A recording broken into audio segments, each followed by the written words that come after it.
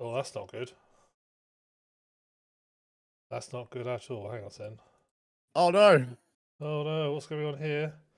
Everything's broken, like my USB-C port. Ah, there we go. I had no scars for a second. Scars had disappeared. Woo! The scars is back. No. Yeah. Wait, did I do that? Was that my fault, or was that your fault? I'm gonna say it's your fault, based on nothing. But the fact that I was just gonna say No, it's mate, your fault. I'll take that. Given how flaky everything is right now, yeah, boy, it's all my fault. Fair enough. It's all your fault. It's all my fault. How you been? Your dad hating you, it's all my fault. Your wife leaving you, it's all my fault.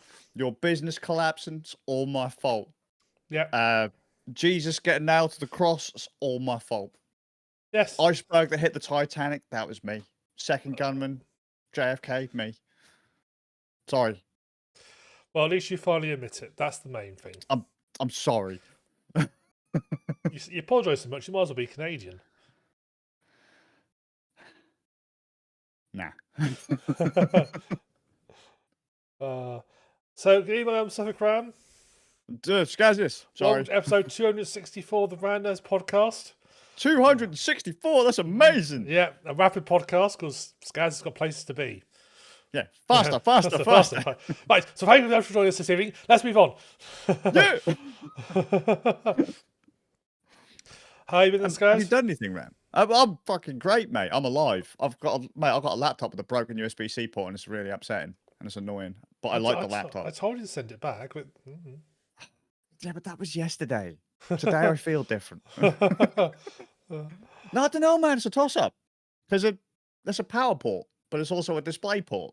But if you're going to plug it into the wall, well, you're not going to be using that for the things that don't work on it. What Because it still works great for power. What about a dock? Well, that's what the other port's for, isn't it? But you can have one port work. You have that port spare. So I can have two docks. Yes. No, I had actually thought about that, Ram. You're right. All right, I'll think about it. I'll contact them in the morning and I'll be like, look, Gov, I've got a broken port, and can you desolder this port in 15 seconds or less? If the answer is no, well, I mean, do it in 30 seconds or less. I mean, that's a very specific thing. Desoldering a port in 15 seconds or less, probably yes. They've got to remove the rest of the laptop first, but oh no, mate, it's pretty easy to get to that. I mean, you just go. And then that explains how the damage happened in the first place. Then I think.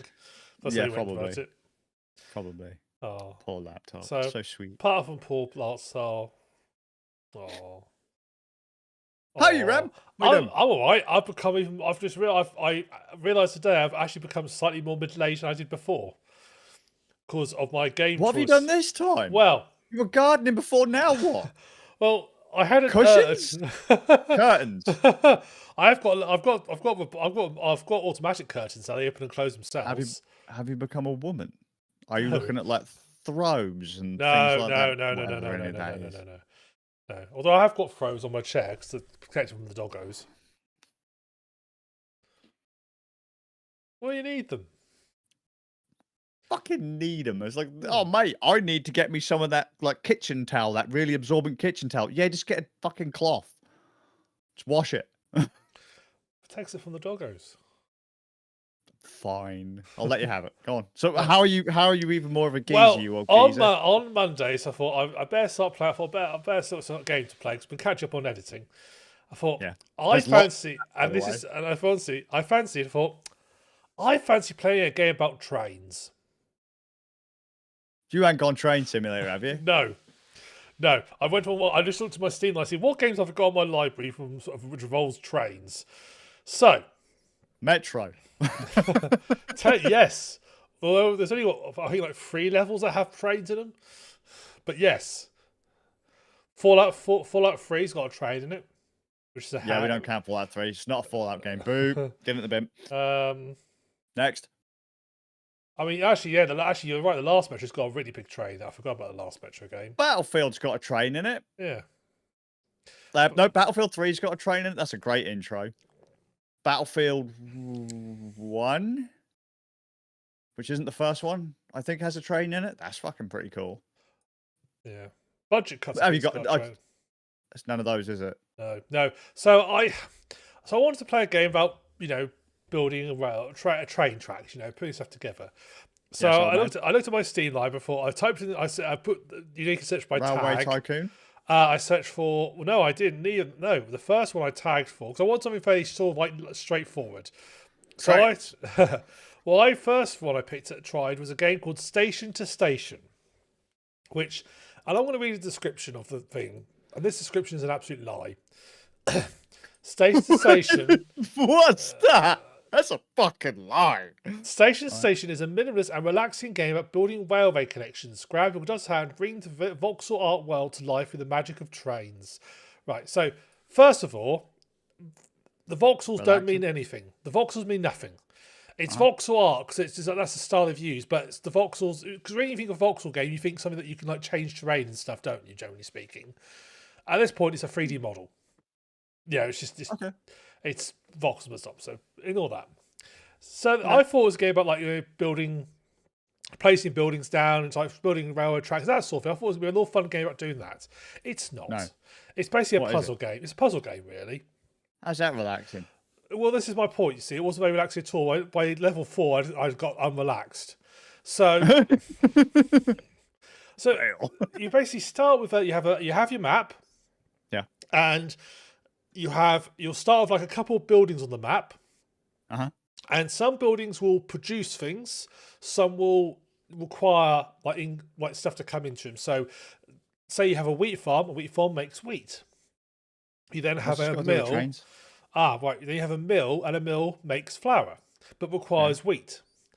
Yeah. So what you do is for each of these places, you add a station, and the station is basically like a two tracks, basically. Like that's where the train lives. That's where the train lives, yes.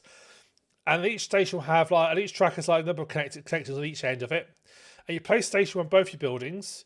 You then have to draw a connection from the train track to the other bit and create a connection. And then if you create a connection between, say, your wheat farm and your mill, you get a little thumbs up. You've created a connection. That mill's now getting wheat. It can start making flour.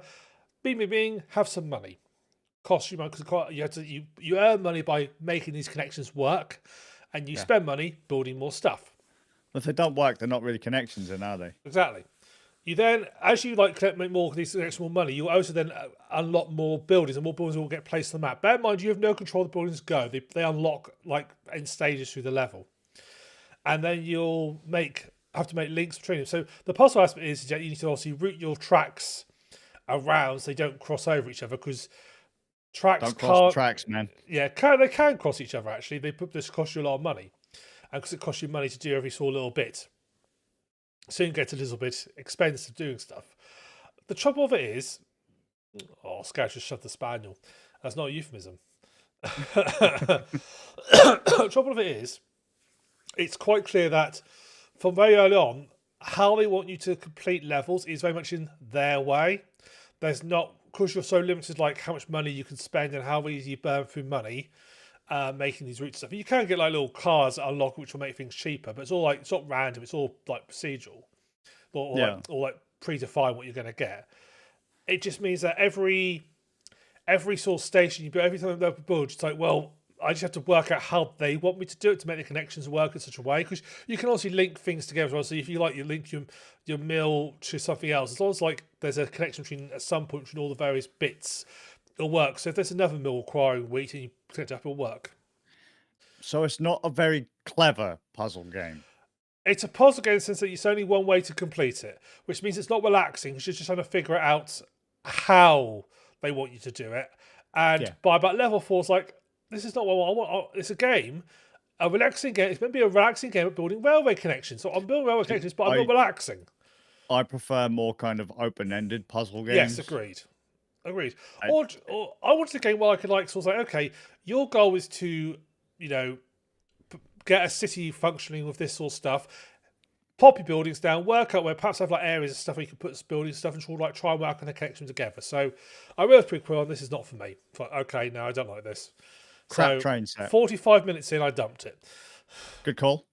So I then thought, okay, what's next on the list? And the next one on the list was, I think, called Railway Empire. And Never heard of it. this one had lots of good reviews on Steam. I thought, okay. This is more what I was expecting. This is a lot more like actually you're like game mouse. Okay, it's set like it's the first level set. It's like any game that involves trains. For some reason, people automatically assume it's like these are the greats built in America where they start putting trains everywhere. And you get the levels. I mean, the first level you're on is an absolutely massive map, and you have like cities popped around. And you have like put connections between the cities, and there will be areas where you can like set up train stations near like sort of like more smaller places. But where it gets interesting is you can do things like you can have multiple trains go on the tracks, but then you have to put like sidings in for them and put like signals on. So it's a bit more like actually building a train track. The trouble I had with it was it kept bugging out on me. I couldn't get past the tutorial because there's a bug. It said, okay, make a siding so you can have trains going opposite directions. They can pass each other. Did that. Yeah. Put some signals on. Yeah. It never triggered. I had to put the signals on. Eventually I got that to trigger. This is right. Now put a stop signal. Press the shift key. Click on it. Make a stop. I pressed the shift key. I clicked on the signal. Nothing happened. I tried multiple times. This isn't one of those where you've remapped everything beforehand, right? No. This is the base controls. Nothing's changed. Oh. Weird. And yeah, it's like, so I couldn't get past the tutorial, so I thought, screw this. So I played for the ground of 16 minutes. Okay. And then I moved on to my third train-related one. And this is something that a bit more familiar with what I mean. It's not quite what I wanted to do, but you know what? I thought, screw it, I'm going to do this. Train Station Renovator. All right. Which I played for 83 minutes. Wow. A house flipper of the train station world. Okay. It basically is.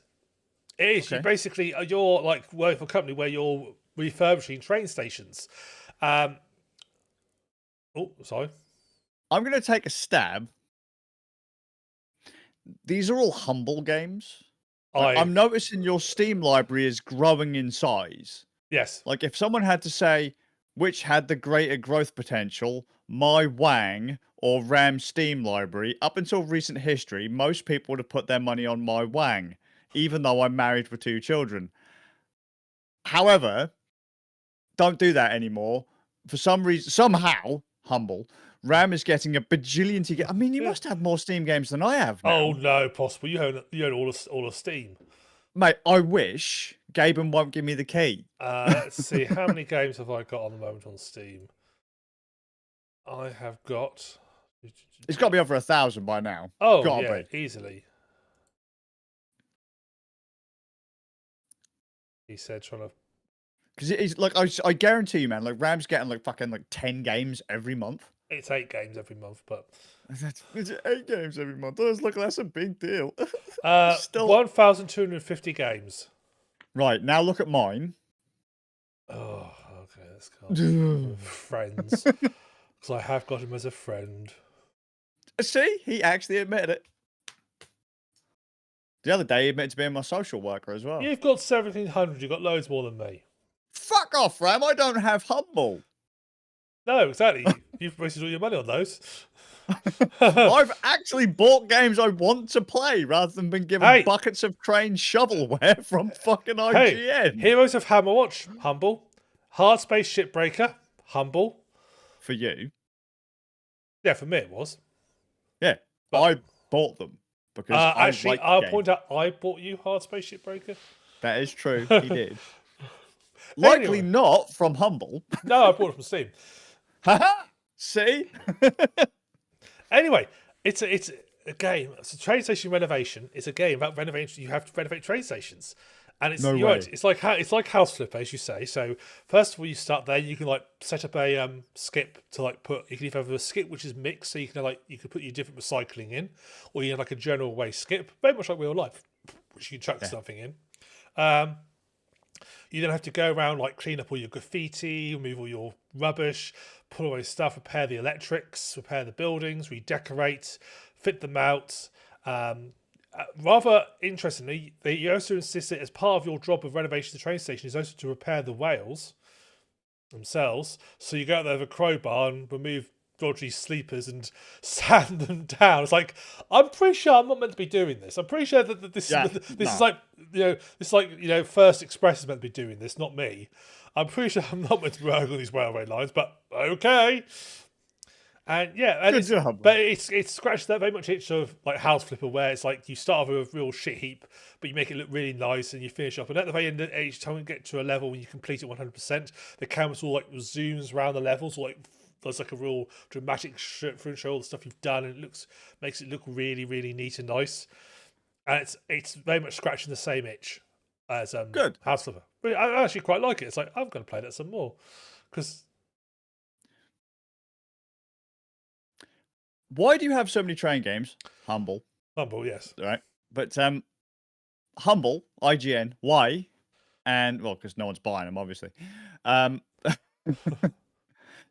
someone just right? I also want someone to do the maths to say how much longer is it going to be until RAM has more games than I do, just because of the shovelware inflation caused by IGN and Humble. Well, Like, how many months is it going to be? Do the numbers, like 8 times, however many to get to wherever so it is. you've got 1711 minus 1250 divided by 8.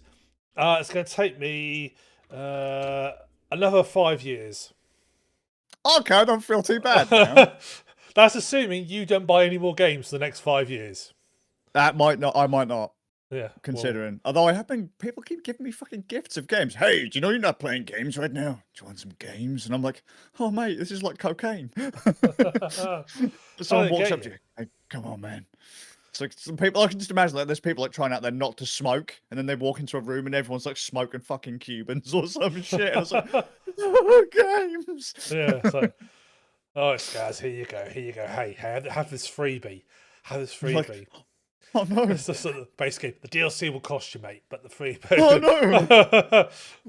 Because we know for some Scars, when he gets a game, he has to get all the DLC for it. That is actually true. Fucks me up a lot of the time when I ain't got the DLC. Fucking just as a note, yeah. How bad is it when games go on sale? Right, Sony do this weird thing where the sometimes the base game will go on sale, sometimes the deluxe editions will go on sale, right? And usually the one you want or the one you've got bookmarked ain't the one that go on sale. Nintendo recently were like, hey, yo, see this deluxe edition? Yeah, 15 quid. Like, what if you want just the standard edition without all the extra gumph? £45. And I'm like, can I have a spoonful of extra gumph, please? Yeah. That's fair. Like, all right, guys. Yeah, don't buy. You don't want that one. You want the premium edition because the premium edition match cheaper because digital, innit? Is it the Goldilocks method of pricing? It's just right, mate. Yeah, it's like the base one has nothing with it. The real top end one is like £10,000. His one's got 8% of the DLC for 20 quid. I'll get that one. Mate, there have been times where I've bought like how some games have buy XYZ game something pounds, buy premium edition upgrade £10. Like the premium edition will be there on the shop. Like the premium edition upgrade will be there on the shop. And it's like, oh yeah, let's use like £10 more, get the premium edition. And I was like, if I go here, I can get this here game for like 3 pence. And then pay £10 for the premium edition. Yet, if I were to get the game from the same place I would have bought it for 3 pence from, the premium edition, it cost me more. And it's like, haha, fuck you. I will buy that one and that upgrade pack. Suck my nugs. And that's why the gaming industry is so shit now. Well, you Sorry. get good deals on games. How dare they? Talking of good deals, let's talk about the Switch 2. Oh, yeah. Fuck. Great deal. Fuck. Oh, done. I'm bankrupt, mate. What, have you bought one? Not for me. I've got 2 kids, mate. Oh dear. I've got, yeah. Imagine what's like, oh, yeah, what? The guy comes over with his coat, opens up the coat. Hey, mate, do you want to Switch 2? And I'm like, ah! I'll take 2, please. and it's like, well, I need the money up front. And I was like, but it's not out till June. And it's like, give me the money. And I'm like, okay. And now I'm it's okay. As that guy, like, is it head of Nintendo in the States said, it's okay if you can't afford a Switch 2, you can still buy a Switch 1. Yeah, that's it. It's like, yeah, right. I mean, 2/3 of the planet already own like 6 of them because they break all the time. That's not entirely true, actually, because so what? You'll be clear to know the Switch 2 apparently hasn't got Hall effect sensors in it. no, it doesn't. No, it fucking doesn't. This is my launch edition Switch, probably the 5th pair of Joy-Cons on it, although I can't use Joy-Cons because they're baby small. Like, a Joy-Con is the size of my fucking thumb. Yeah. Oh yeah, it is. No, it is. Oh my word. That's what I'm saying to you. Like, I can't use the Switch in handheld mode. I can't. It's too small. Is a Switch too small? Your thumb's too big. I don't know, mate. I'm I- starting to question myself now. I think Like, your that's the thumbs same are with an too big. Xbox pad. It's the same with an Xbox pad or like a PlayStation pad. I can press. You know how people's like thumbs rest over the sticks? Yeah. If I rest in a comfortable position with the grip on my hands, my thumbs reach over to the trigger Right. buttons. The shoulder buttons. Given that these have all been three independent companies have all designed things presumably for the general market, and you don't work on all of them, I would say it's your thumbs that are wrong, mate. You've got freaky No. thumbs. I'm sorry, you're a freak Yeah. and a mutant. Thanks, man. I'm sorry, but you are. I mean, look, even the Steam Deck ain't particularly comfortable with my hands, to be fair. And Steam Like, Deck was designed for inbred PC gamers. look, my thumbs overhang the sticks by a mile. Yeah, I they have do. to pinch my thumbs up. It's not. Your hands are just That's freaky. not nice. That's not nice. No. Not Sure. nice. The one control pad that fucking worked on my hands was the original Xbox Duke. Yes, I could have murdered you with it, but at least it fit my fucking hands. Every other pad is a baby's pad. No. Fuck you No. guys. Every other pad is a normal pad. It's just you've got weird hands. In fairness, I had the index, the knuckles. My mate had to 3D print me a riser so my thumbs didn't overshoot the edge of the grips. Oh, that makes Like sense. instead of like, if not, I have to kind of claw my thumbs to use the analog sticks. So he had to make it so the controllers were fatter, so that like, my thumbs sat further back. Because like my thumbs literally reach over the edge of the knuckles. I was like, what the fuck is this? Freaky hands, I keep telling you. Give me a real control pad, motherfucker. Just because I can strangle you from the other side of town. You're basically your hands are basically Slender Man. Yeah. Yeah. Just get me my suit and I was like, just like So- stalk you through the So how forest. much is the Switch setting you back? Switch 2 setting back these days? So I think it's what, $450 for the base or $475 for the base? Right. 500 with a game or something like that. I mean, how much? That doesn't seem too bad. We're not, Well, as gaming consoles go, that doesn't seem too bad. Yeah. So my argument, because I've had a big argument with a lot of people recently, because I do think that gamers are acting like a bit like addicts at the moment, Yeah. and entitled little pricks at the moment. But their problem is that a game on the Switch is going for anywhere between something like 55, 60 to like £75, and I'm like, but that's the way gaming is now. Yeah. And the only reason that we, general public, are complaining about it is because one, we're like either we're poor, or two, we remember a time when the games were cheaper. And as we've discussed before, games have not really are expensive to make, and they've not gone up with inflation either. As we discussed before, if you work out the inflation costs, it's actually they're still fairly cheap. They've not really changed much. No, so I looked because I had this discussion and some people proper hammered on me about it. They have done for the last few days. Going like, oh, you just don't understand. You don't understand. And I was like, look, when I was about 5, a game would cost you about £50. I'm now nearly 40. Games still cost you around £50. Yeah. Like, even though minimum wage is like fucking at least tripled since then. Right? The game price hasn't tripled. So, Yeah. But as soon as there's even a light creep on game price to make these motherfuckers has gone through the roof, mainly because these games companies are hiring like 50 different fucking, I don't know, localization teams. You have like teams every single country on the planet.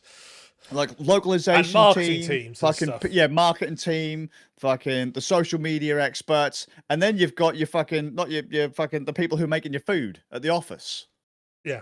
Like, yeah, I've got like 50 of those. Like, Sally makes the sandwiches, fucking Greg makes the burgers. Like, why the fuck are you paying these people?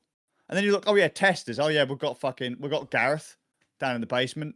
It's like, anyone else? You got like 50 people making your dinner. And only one person testing your piece of shit. But look, these teams have blown up. Years and years and years ago, like 100-person team was Big. pretty set. That was fucking. But now thousands of people making this shit, Mm. and yet the price of a game is still between £50 and £70. And I've just done a quick calculation because I remember PlayStation 2 games were always around about the £45 mark. That seemed to be sort of the sort of standard price. I Yeah, remember 45, 45, 50. Yeah, Yeah. So £45 in the in 2001. 2001. Yeah, because it came out late 2000. Let's say 2001. If Yeah. that was adjusted for inflation, would cost £82 now, or nearly enough £83 now. Yeah, to So- be honest with you, I don't think it's that bad. No, they've actually for that they are proportionally cheaper. Yeah. If you take into account inflation. And it's like, look, people probably hammered on me. They were like, "You've got no fucking idea. Games are well expensive. It's going to ruin the gaming industry." It's like, what? Because for years these companies have been selling games under their value. That these companies are spending millions, billions of pounds, Yeah. billions of dollars to make these games, and it's like, well, when I was a kid, if a game sold 100,000 copies, that was a success. Yeah. Now a game's selling millions. They're like, oh yeah, it's a commercial failure. Yeah. You're like, what? It's like one of the biggest selling games on the platform. How the fuck is that a failure? Oh yeah, it didn't meet target. Well, what the fuck was your target? 2 per owner. 2 per owner of the system. Yeah. Like, how the fuck the are you gonna do it? the RTET process of guessing how many games need to be made. But it blew my mind. And so I went back and I looked at the old 1995 Argos catalogue. Yeah. Like I found a copy of an old 1995 Argos catalogue. Argos being just a fucking shop here. And I was like, okay, 1995, I'd have been about 10 years old. How much was a game? And I was a bit shocked. Like some games were like, 20, 25 quid. Some games were 35 quid. And then you'd get to like Sega 32X games were like 50, 55 pounds. So I was like, aha, there are still games going for 50, 55 pounds. I wasn't completely losing my fucking mind. Well, I remember when Deus Ex came out on PC, that was £50, and that got a lot of flack for being that highly priced at the time. Mm-hmm. And £50, and that was like 1999. Yeah. So that would be now 50 quid would be £95. So it's not that insane, really. The trick is, guys, right, here's the thing. We have come from, it's that old thing, we have lived through a time of plenty, and now it's all gone to shit. Yeah. Now we've had the good times, now it's time to pay for it. Isn't it? And we don't like that we're having to pay for it. I also think it's a case of, in my day, milk cost 3 sixpence type situation going on. That's exactly it. We know what it was like when games were, sarcastic air quotes, we remember that £50 price. Yeah. We remember that lower price, sarcastic air quotes, without thinking how much harder it was to get that stuff. When I was a kid, you had a shoebox of games. Like loads of people just had like a shoebox. And in that shoebox, you had like Super Nintendo games or Mega Drive games or whatever.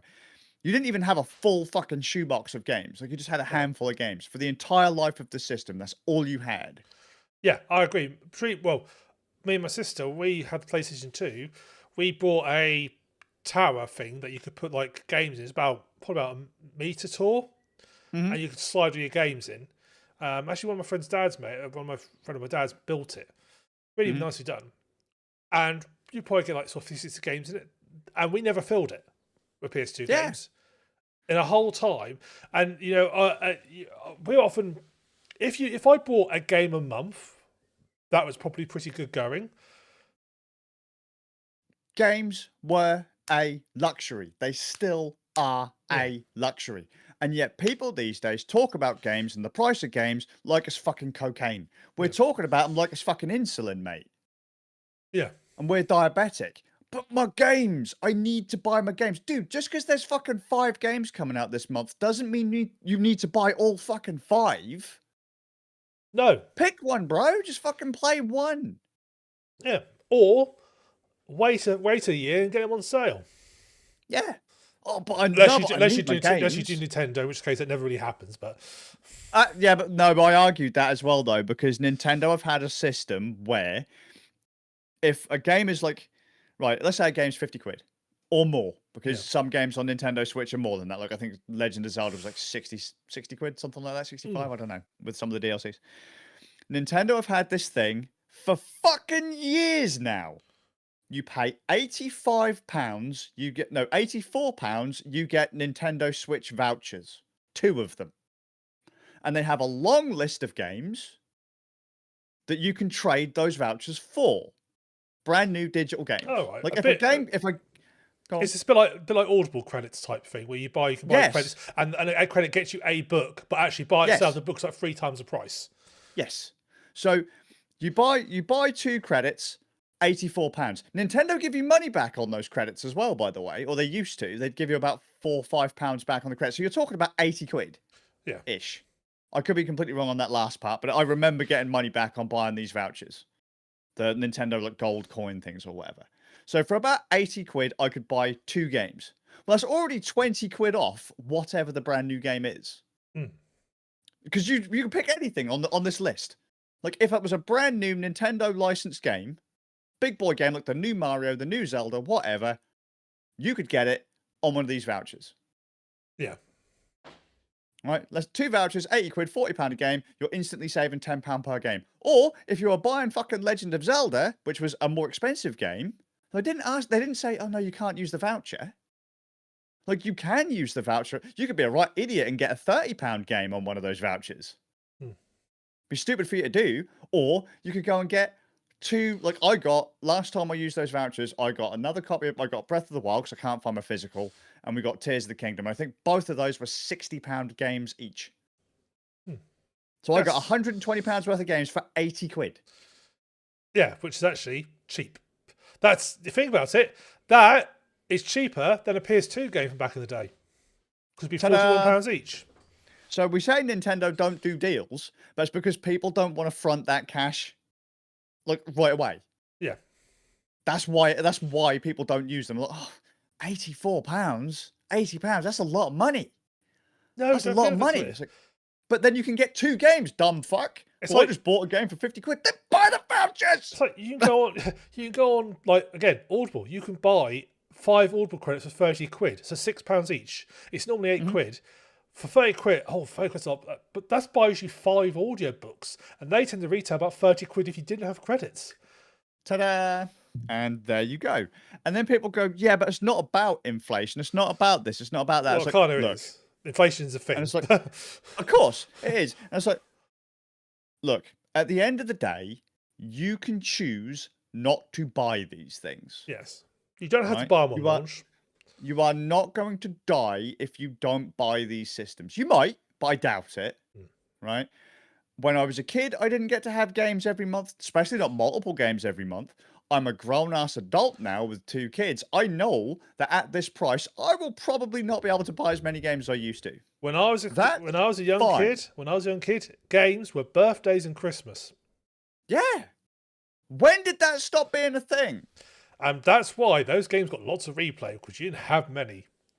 Yeah. They had to be good too, because they were sucking that money out of you. Well, you weren't going to buy like fucking 30 of the cunts. You were just going to buy maybe 1 or 2. Yeah. Fucking, oh man. And I'm like, there were, yeah, well, games where, and one of my mates, Pixel, he said to me, but it's easier for you because in the UK, you're stronger to the dollar. I said, that doesn't change the fact, though, that 9 times out of 10, when we get a dollar value, they just flip the dollar to a pound. I was exactly going to say that. That is they don't do fair comparison. If a game costs you $100 in America, it'll cost £100 over here. It won't cost 80 quid. It'll cost 100 quid.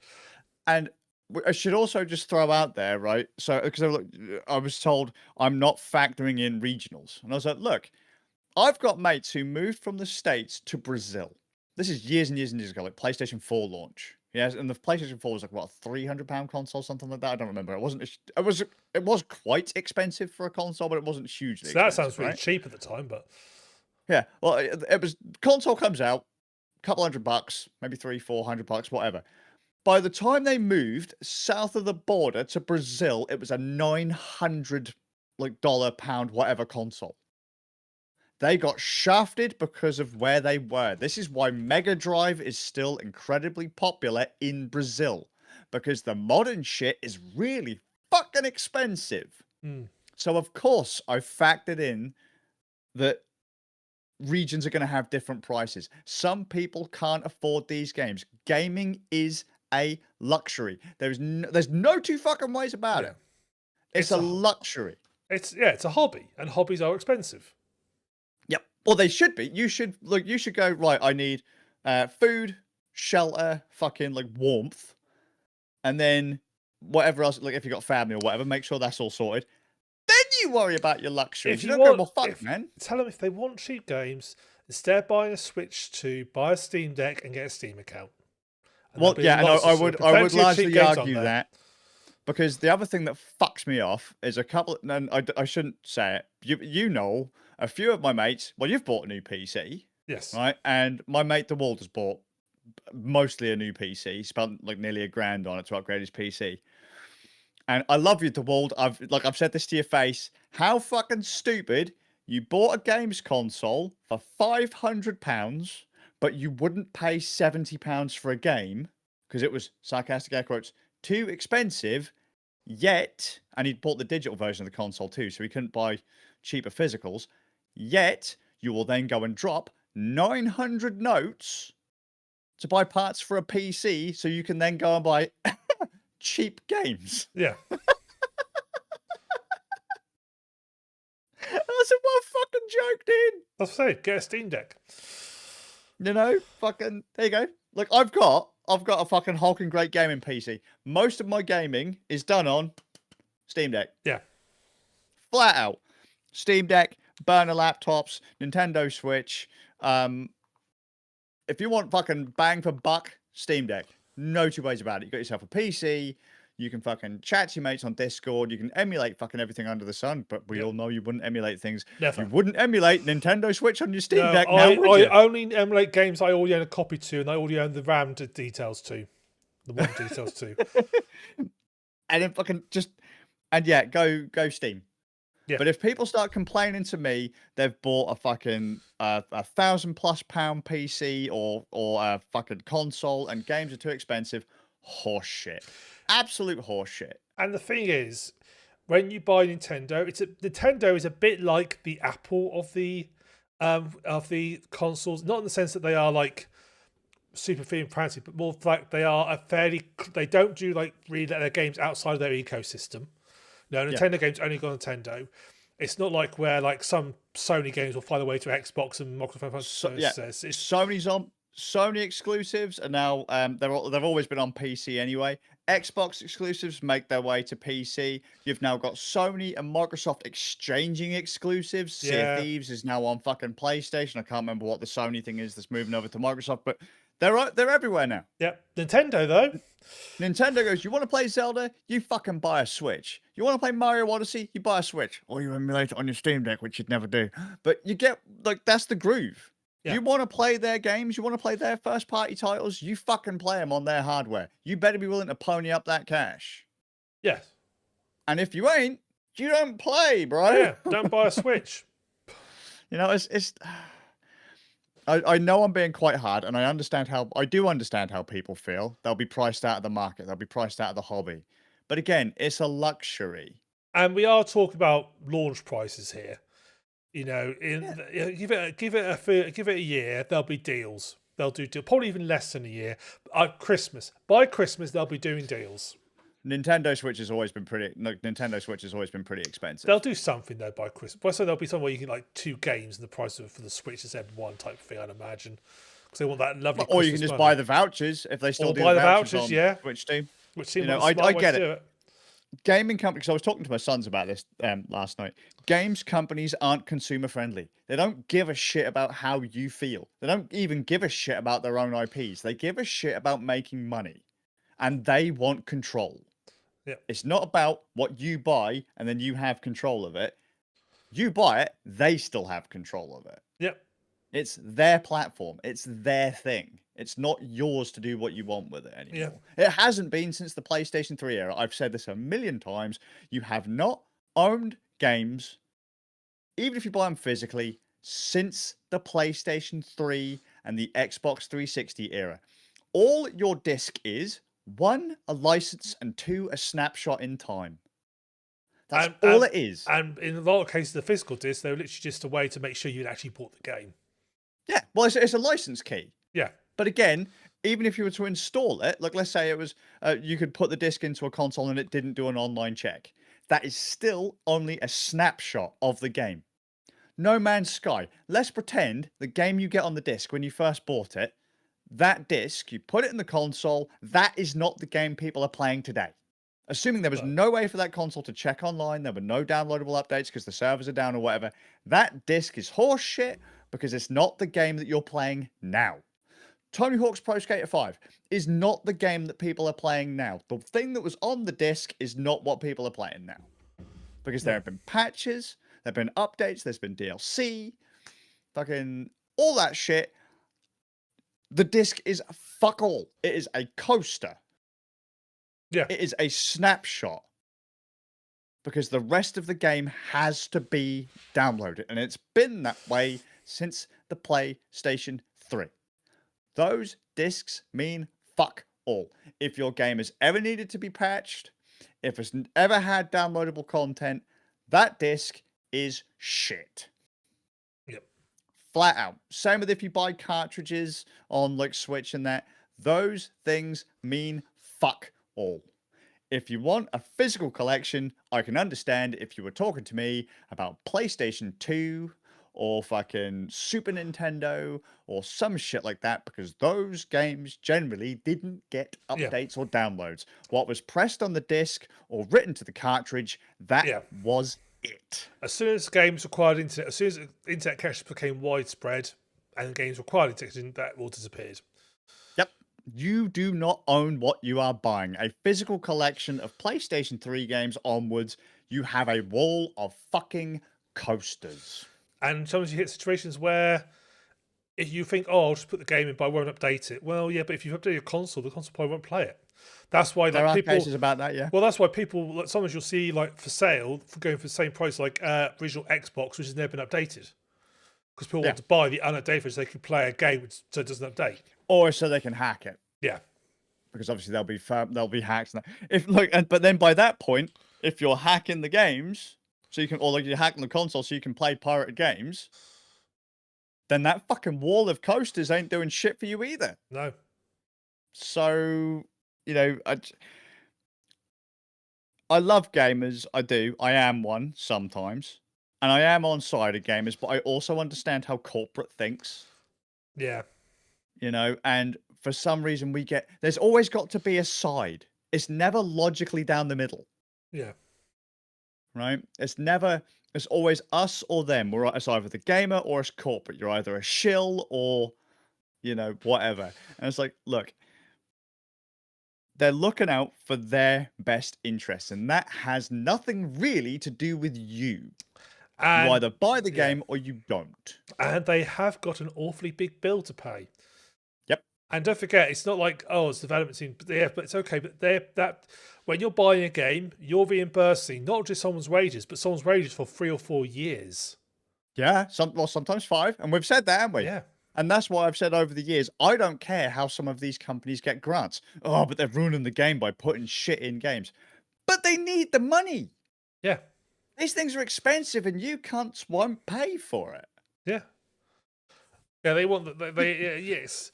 You can't, and the fact is that if you want the really flashy looking games, you want the really fancy graphics, that costs money. Ultimately, most money spent on game is time.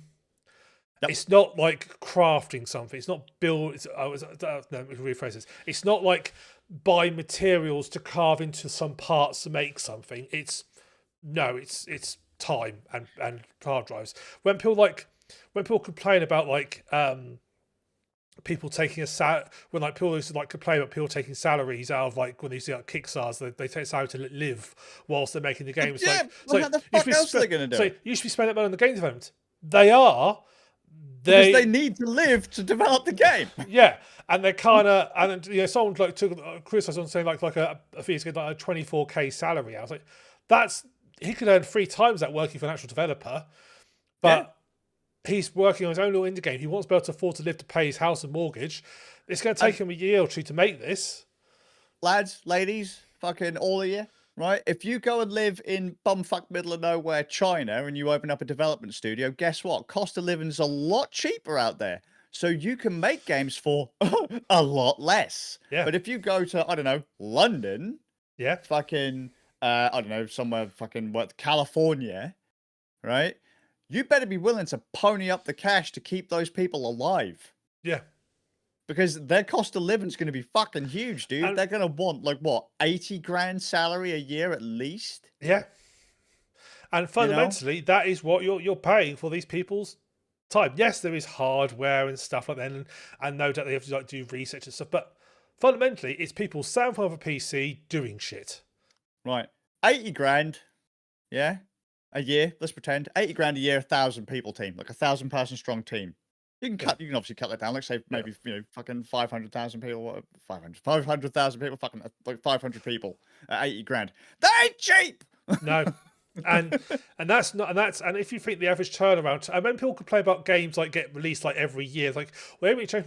Well, no, it takes time to redevelop the scratch. And when people complain about this game's been built in Unity or in Unreal Engine, why make their engine? Engines take fucking ages to make. Not simple. Yeah, boy. Gone are the days where everybody makes their own engine. It makes powerful sense to license one and then spend the money making it. They don't have the time or the money to be able to make a bespoke engine Not anymore. 20 years ago, it was a lot more just common. It was a lot don't. more common 20 years ago, but these days, basically, it's Unity, Crysis, or Unreal. Yeah. Realistically, and it's mainly Unreal and Unity, the biggies. And it's I would also probably argue that a lot of these devs that are coming in, because they are so kind of babied in just using the click and drag tools, there are probably a fair few of them that don't know how to properly optimize something either, which is why we see performance fucking spike through the roof. Yeah. You know?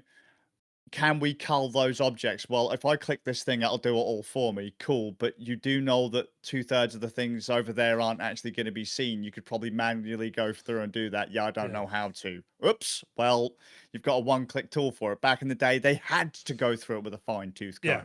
Now we just throw power at it. Yeah. Yes. You know, once upon a time, they knew the ins and outs of the engine. They knew the limitations of their shit because they built it.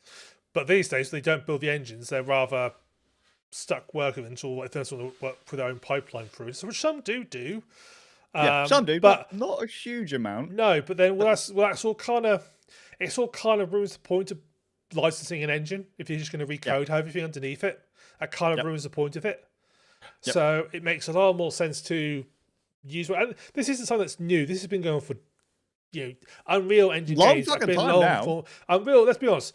Epic are really a game engine company. They make the old game every now and again, but realistically, their money is making game engines.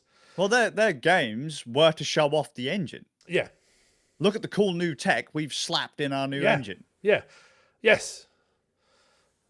Exactly. You know, and again, this is another reason as to why you get a shit ton of shovelware in the industry, or games that feel so samey or mechanically identical to something you've played before. They don't have time or the money, unless you want to pony up that extra 30 quid a game from 50 to 80 quid.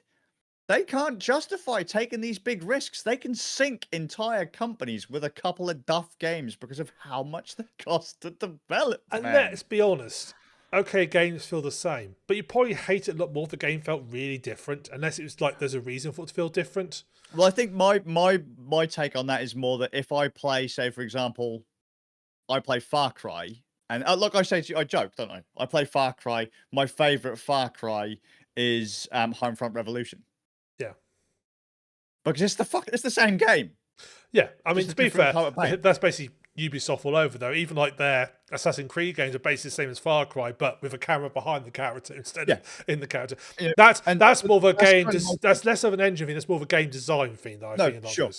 There are so many times now where they don't have the time, they don't have the money, and they can't take the risks. Yeah. So they'll find something that works and they will stick with it and maybe change the paint job on it.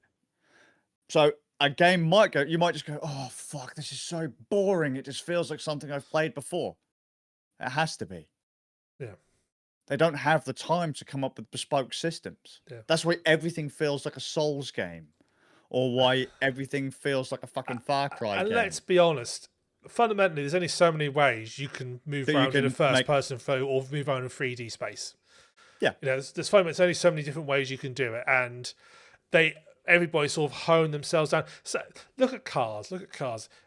Every car, unless it's been like an ultra like super sports cartoons, they all feel the same when you drive them. Some feel heavier, they're bigger. Some feel lighter. Some feel more spoiled. But in general, they're all basically the same. And Yep. that's kind of important because you want someone to go into a car and be able to drive it if they've not driven it before. And it's not like the Wild West of when we were kids. Like these days, everything is standardized. Yeah. When I was a kid, the idea of like having like WASD, Yeah, it was like arrow fucking keys when I started. yeah, cursor keys and fucking like, or you'd use cursor keys and WASD, and you'd be like a movement would all be on the keyboard. No mouse, no mouse. Look, that's rich people shit. Fucking. Then you go and play a different game. Well, what movement options have we got here? Well, it ain't those keys anymore. It's these ones. Okay.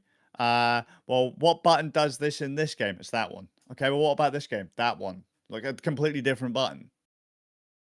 When fucking the ZX Spectrum came out, you didn't know what buttons you got until you fucking launched the game. It could be some completely bumfuck foreign, key combo that you were using in game A versus game B.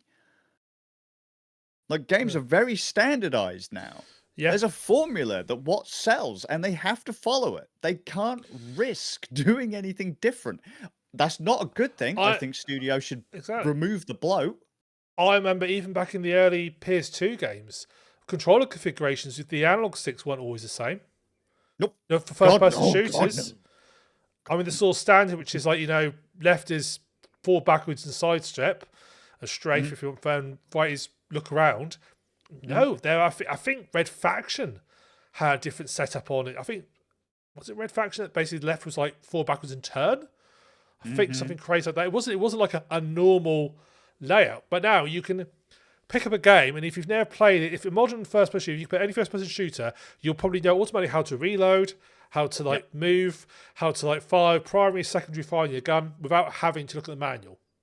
And maybe your crouch button's different. Yeah, and that's a good thing. Yep. That's again. It's why do you need to do it differently? Again, take a car. Imagine getting in a car and discovering, well, in this car I thought it'd be a bit different. So your brake is now in the is now on the where the accelerator is. Side. Yeah, and clutch is in the middle and accelerator is on the left. So right, off you go then. I'll also probably say it doesn't help that a lot of these games companies have shot themselves in the foot, upselling us on tech we didn't need, telling us that we needed. Hey, this is an HD console. This is 1080p. Well, this one will do 4K. Well, this one will do this, and this will do that. We ain't ready. The hardware wasn't there, but they're selling us on it. But the games just aren't there yet. The games aren't there yet. The tech ain't there yet. But but you need photorealistic graphics. No, you don't. We don't. We could do with some really nice stylized, optimized stuff. I'd much rather have smoother gameplay, but something that looks a little bit not quite so good. And that'd be funny. I'm going to there are plenty of games that are now quite old that look absolutely funny. Green Hell. Yep. Beautiful looking game. Frankly, I don't think you can do any better than that. That's good enough. If I would go on. I would much rather they have a game like that come out with perhaps better drawers, stuff like that. More involved controls, perhaps more complicated internal mechanics, make it more interesting, but keep the graphics as they are because that's actually more interesting. Yeah, and it looks fine. It's nothing. It's not. I mean, that'd be funny. One of the most popular games in the world is fucking Minecraft. That doesn't look particularly great. Yeah, that's it. There's a style, and you recognize it. Yeah. If you were to pick your first-person shooter characters from COD, Battlefield, Medal of Honor, Rainbow Six, and you could just stand them all next to each other, you wouldn't be able to tell me which character's which. No. I have no idea. Some fucking somewhat realistic fucking military man. Yeah.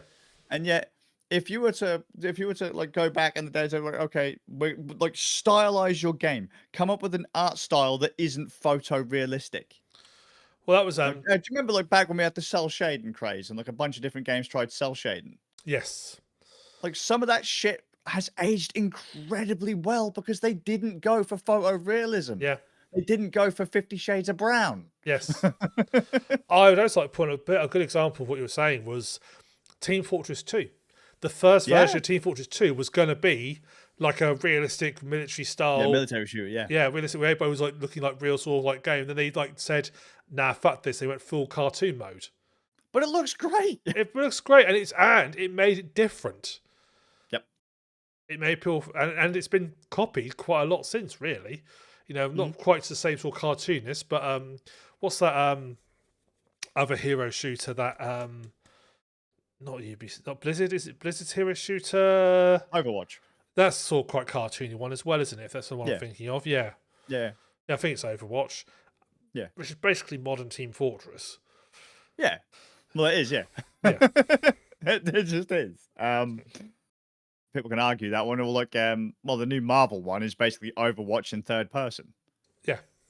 And like again, though, that goes to the idea that if there's only so many different ways you can make a game, but if you're already bored of how one feels, the next one ain't going to feel any better either, because it's the same thing with a different coat of paint.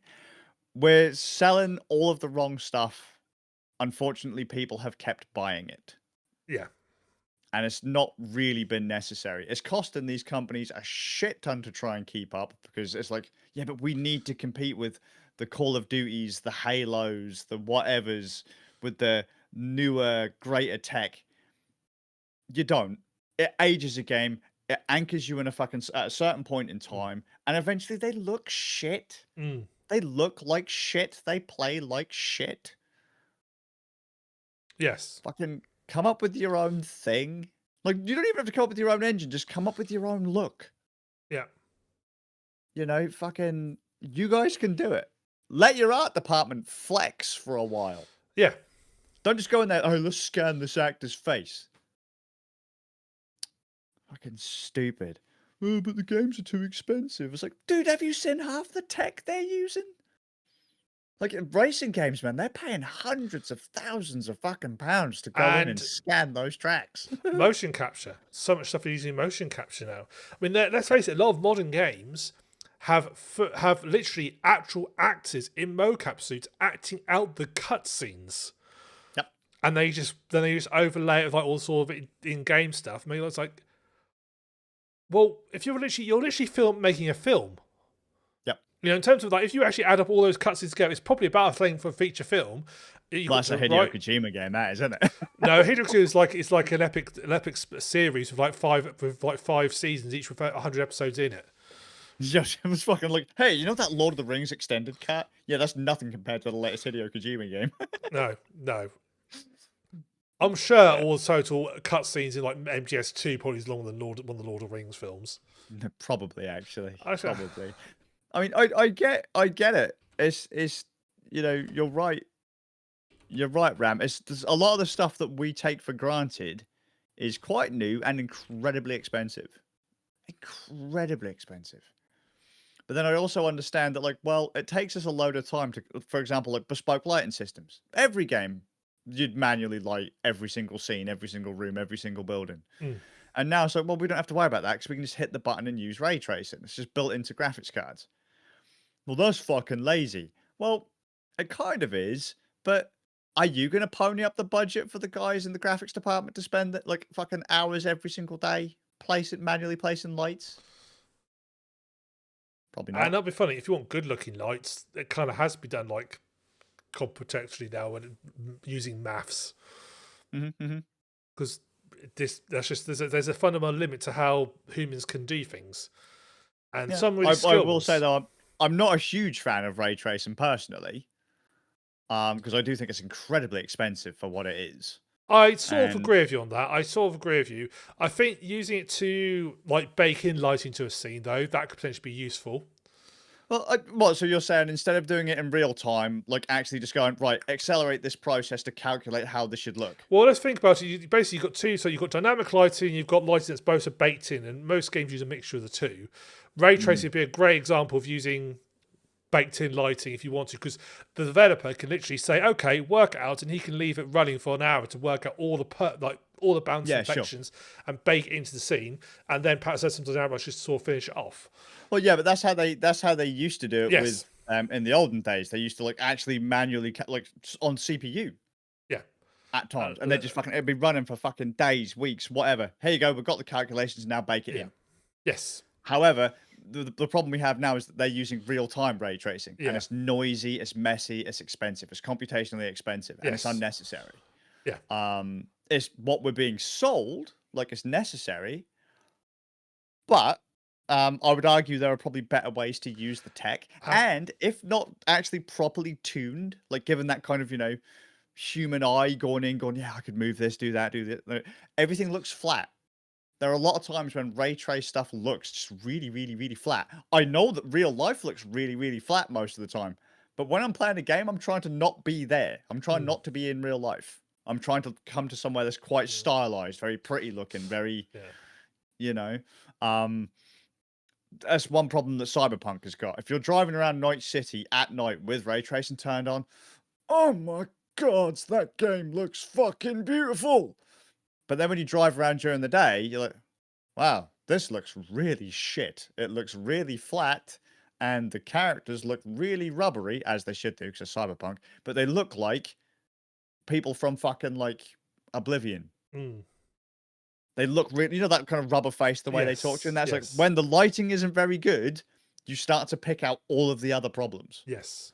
And you're like, ooh, okay. Just, again, I don't think games are that expensive, even if they go up to the £80 price. I totally agree. I don't think games are that expensive, and just do what I do: wait for sales. And I say it as a guy who is likely to get priced out of the market. Like, I know this, but I've been incredibly blessed the last 10 or so years, 20 or so years, to be able to buy games at reduced prices on reasonable hardware, because it's only recent that hardware prices have gone up through the roof too, like, or that the system requirements for these things have gone up through the roof. So it's just, we've had that time of plenty. It's over now. We've got to pay for it. Yeah. And when my grandkids come up to me, they'll go, oh, fucking granddad, these games, £120 a game, man. That's well expensive. No, it's not. And I'll go, back in my day, kiddie, you could buy a game for the Commodore 64 for fucking £5 on cassette tape. And they'll go, fuck off, granddad. And I'll be like, hey, there you go. Yes, but the average weekly wage was 20 pence. Yep. Back when we had to go to the mines. Get fucking black lung. Back when we play a video game. Back when we yearned for the mines. Back when we needed escapism, motherfucker. These days, the latest holodeck game from Ubisoft is like 120 quid, 150 quid. I'm set, mate. I sit at my desk all day doing my fucking input numbers into job. So miserable. I need escapism. It's like, dude, go get an actual job. Not to fucking take the piss out of anyone that is in a fucking, it's stressful. I won't personally take that offence. Fair. Because I'm a fucking corpo now, but... but you've also done the other stuff as well, Ram, where you think to yourself, fuck, I'm tired and I just want to sit down and just fucking play a game. I get it, like, corpo jobs are mentally exhausting too, but you know what I mean? Like, there's some people out there who are acting like their testicles are being cut off. Yeah. It's like, dude, it's a game. Just chill the fuck out. Just find a game you like and play it. And another thing, if you like it, you like it. It doesn't matter what other people think. Yeah. Likewise, if you don't like something, doesn't mean it's automatically shit. Yeah. There's logic. Like, and just as another note, if I say a game's shit, it doesn't mean it's actually genuinely a heap of steaming shit, unless I say that, unless I go that far. If I say something shit, it's just like, yeah, it's not my cup of tea. Yeah. It's just not my cup of tea. There are loads of games out there. I don't really like Half-Life 2. It is a good game, but it's not my thing. So I'll say a shit. Yeah. That riles people up. Which is why you say it. And it's like, guys, it's just a fucking game. Like, so I don't like it as much as you do. It's not that big of a deal. It's not that big of a deal. No. It's a fucking game. If you want to go die on that hill, by all means, man. But it's just a game. If you can afford them, buy them. If you can't, wait. If you really want it, you'll find a way to buy it. Just don't go robbing people for, like, I don't know, whatever it is that they've got that you can sell, like, you know, ripping out people's fucking gold teeth so you can buy Nintendo games or whatever, you know. And But that is getting to cyberpunk levels, isn't it? So yeah, well, yeah. but that is how a lot of- gangs of Nintendo gamers swarming Night City, killing people and taking their arguments to Sam so they could buy the next Mario. mate, but that is how some people are acting. Like, I get it. It's not great that you have to pay $80 a game. You don't have to buy every single game, though. The number of people I see are like, oh yeah, check out my several hundred game strong library on Nintendo Switch. I'm like, holy shit, son. Like, you've got an entire room in your house dedicated to one console. Yeah. What the fuck? I mean, I've got a lot of Switch games. Yeah. My Switch library's pretty fucking big. Have you really found the time to play all of them? Fuck no. No, exactly. Fuck no. I must own I think I own a couple hundred Switch games. Like from the 7 or so years, 7, 8 years that the Switch has been out. Most of my games are digital. And I looked through the other day, I was like, yeah, and played that. And played that. And played that. Oh shit, I haven't played that yet. Fucking hell, I got that on the day it came out. And played that. And then they're like, oh, what about that one? Is that one any good? I was like, I don't know, I haven't played it. I was like, well, what the fuck am I looking at a Switch 2 for? And any motherfucker that goes to me, well, I've played all my games. Fuck you. Yeah. Because you guys are part of the problem. You know, fucking, like, I'm sat here. I have got a shit ton of games. I know that I'm lucky, right? I know that I'm privileged in that regard, right? But, fucking, there's no need to whine about this shit. Like, most of you don't need it. Like, if you're sat there all day and all you do is play Nintendo Switch games, like, well, dude, the influencers are going to be stuffed because they're going to be sat there talking about this shit because they need to fucking, like, they're part of Nintendo's club or whatever it is that Nintendo does, the Nintendo media fan creation fucking thing, right? No one's buying it. These fucking influencers are going to be shitting bricks. Why aren't you watching my streams? Because they don't want to pay that money for the game. No. And you'll find that a lot of the people complaining are also people who make videos online about it. Thing is, though, there are a lot of people there complaining, saying they don't pay that much for a game. They will. Oh God, yeah. They still will. They'll complain about it. They'll complain about the whole time as they go, and they go up to Honest Nintendo and hit purchase and download to the console. They'll play it the whole time, but they will.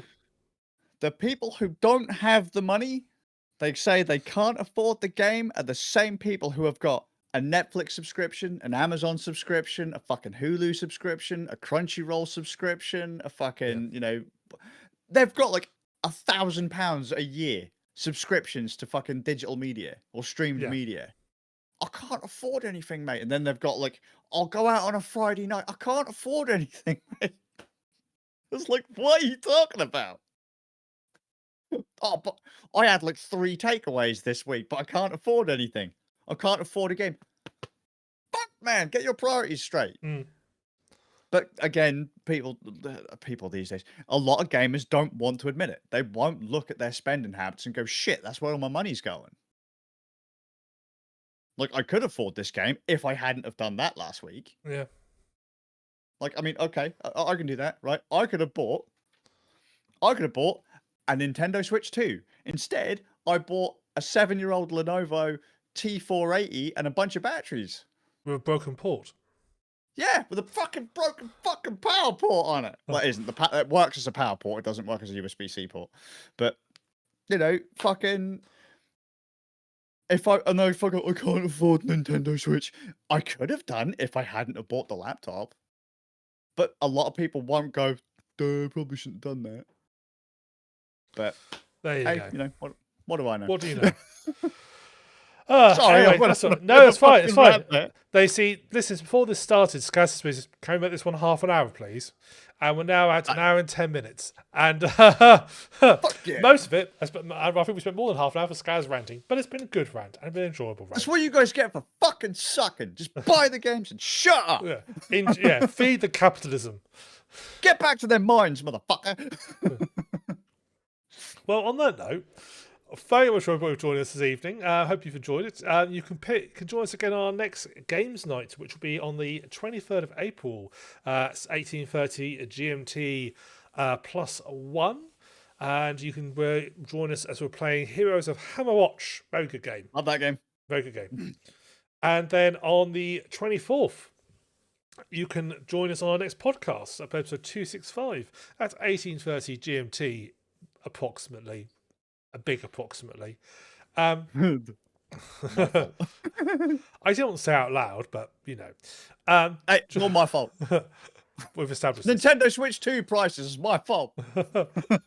So join us that, and join us at 18:13 GMT +1 on youtube.com/randnerds or twitch.tv/randnerds. So thank you much for watching. From me, the Suffergram. Skazius, Have a good evening, guys. take it easy, guys. And on June 5th, get ready to suck corporate cock like we know you will. Switch And- 2 launch. Oh, yeah. On that happy note, goodbye.